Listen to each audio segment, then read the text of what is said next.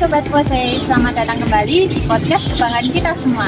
Di sini kita bakal ngebahas sesuatu yang deket banget sama anak muda, apalagi mahasiswa ekonomi, yaitu kewirausahaan di era digital.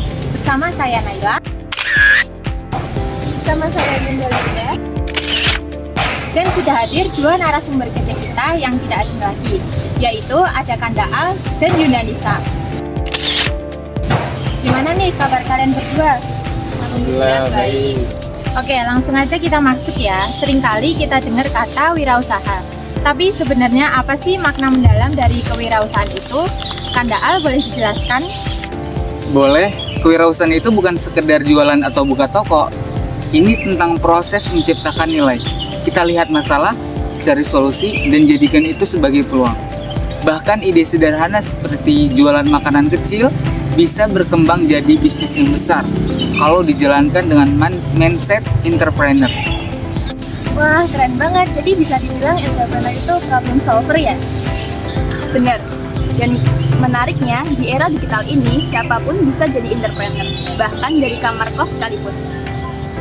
Nah, kalau ngomongin digital nih, pasti identik sama internet, sosial media, e-commerce, dan aplikasi. Dan menurut kalian apa sih yang bikin era digital ini jadi waktu yang pas buat mulai usaha? Yang pertama, sekarang tuh akses pasar gampang. Dulu tuh kita harus punya toko fisik. Sekarang lewat Instagram atau Tokopedia, kita bisa langsung jualan. Bahkan cuman modal HP aja. Ditambah lagi, sekarang banyak banget tools digital, gratis atau murah, buat desain logo, buat promosi, sampai bikin toko online. Kita bisa belajar juga dari YouTube atau webinar. Dunia jadi terbuka banget. Wah iya sih, sekarang ilmu bisnis itu bisa kita dapetin dari TikTok ataupun Reels.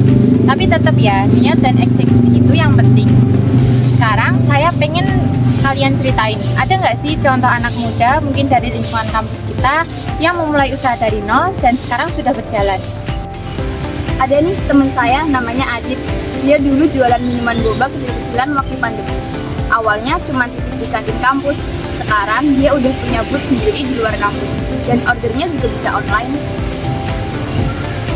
Kalau saya kenal sih, cewek namanya Siti. Dia kreatif banget, bikin tote bag dari kain perca, dijual via Instagram dan ternyata laku banget karena dia bawa isu lingkungan juga. Jadi bukan cuma bisnis tapi ada nilai sosialnya juga. Wah, inspiratif banget ya. Ini bukti nyata bahwa mahasiswa juga bisa memulai bisnis sejak dini. Tapi saya nggak yakin semua semudah kelihatannya. Apa sih tantangan yang paling sering dihadapi sama pengusaha muda? Biasanya sih rasa takut gagal. Banyak yang pengen mulai tapi terlalu banyak mikir, akhirnya malah nggak jalan-jalan. Belum lagi stigma kayak ngapain sih jualan, atau takut dibilang malu. Iya, dan soal manajemen waktu juga, antara kuliah, organisasi, sama bisnis. Kadang ada yang jadi keteteran karena nggak bisa bagi waktu, tapi semua bisa dilatih kok. Benar juga, kalau saya pribadi sih ngerasa tantangan terbesar itu konsistensi. Karena bikin bisnis itu gampang, tapi bikin bertahan itu yang susah. Nah, sekarang kita masuk ke bagian yang paling ditunggu-tunggu. Gimana caranya mulai usaha? Dan harus mulai dari mana? Yang pertama mulai dari masalah yang terdekat dengan kita. Contoh, di kampus tuh kadang sering ngantuk kan, itu peluang buat kita berjualan kopi. Yang kedua, riset pasar sederhana. Tanya teman butuh apa, sukanya yang kayak mana, ya pokoknya tanya teman. Yang ketiga, validasi ide mulai dari skala kecil. Terus lihat responnya. Yang pertama, jangan nunggu punya modal besar. Bisa dimulai dari sistem pre-order. Yang kedua, bangun branding di media sosial. Konsisten, jujur, dan buat konten yang relate. Yang ketiga, catat semua pemasukan dan pengeluaran. Jangan dicampur sama uang pribadi. Oke, terakhir kita bahas aspek yang kadang suka banget dilupain, yaitu etika. Gimana cara kita bisa jadi entrepreneur yang gak cuma sukses tapi juga berintegritas. Bisnis itu harus jujur. Kalau jualan makanan, bilang komposisinya apa. Kalau belum bisa keep cepet, jangan overpromote. Konsumen itu lebih menghargai kejujuran daripada janji palsu.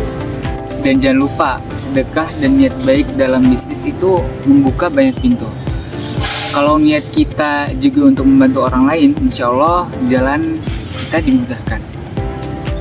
Wah, obrolan hari ini daging semua ya, mulai dari definisi, peluang, tantangan, sampai tips praktis dan etika dalam berwirausaha. Terima kasih banyak kepada Kanda Al dan Yunda Anissa yang udah berbagi pengalaman dan insight-nya. Buat Sobat Pose, jangan cuma jadi penonton kesuksesan orang lain. Mulai dari hal kecil, ambil peluang, dan jadilah bagian dari solusi. Sampai jumpa di episode selanjutnya. Tetap semangat dan terus berkarya untuk negeri.